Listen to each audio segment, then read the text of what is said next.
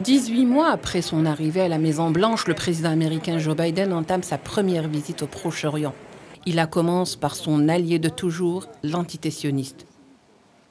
Une tournée chargée de craintes et de critiques de ceux qui ne connaissent que trop bien la position américaine lorsqu'il est question de l'antitétionniste. Les États-Unis, avec leurs présidents successifs, n'ont jamais failli à la ligne directrice de leur politique américaine dans la région, de Camp David aux accords d'Oslo, à la déclaration de reconnaissance unilatérale de Trump sur la capitale d'Al-Quds.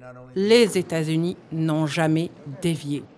Pourquoi faudrait-il s'attendre à des surprises cette fois-ci avec Biden, lui qui a du mal à cacher sa sympathie pour un État brigand? Qu'apportera donc Biden de bien nouveau dans ses valises au Moyen-Orient? Rien. Du moins, rien pour les Palestiniens. Rien que des mots creux, sans âme, du genre de capitale pour un pays que même les pierres d'Al-Aqsa n'y croient plus.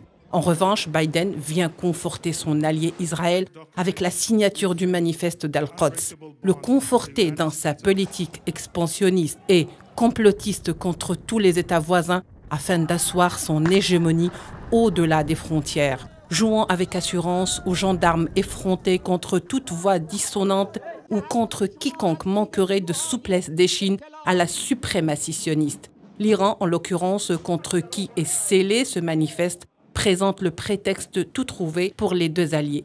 Le sort des deux pays est désormais scellé contre toute une région et qu'importe si l'avis d'autres acteurs n'est pas sollicité et qu'importe si cela constitue une menace pour la paix dans la région, qu'importe si les Palestiniens sont laissés pour compte, qu'importe si cette déclaration donne carte blanche à l'antitétionniste pour poursuivre sa politique de répression dans la région.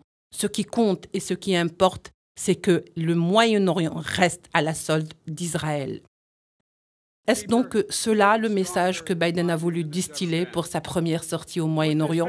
Un mépris total des Palestiniens et une déclaration de guerre à peine voilée à l'Iran et tous ceux qui oseraient défier la volonté de sa protégée Israël.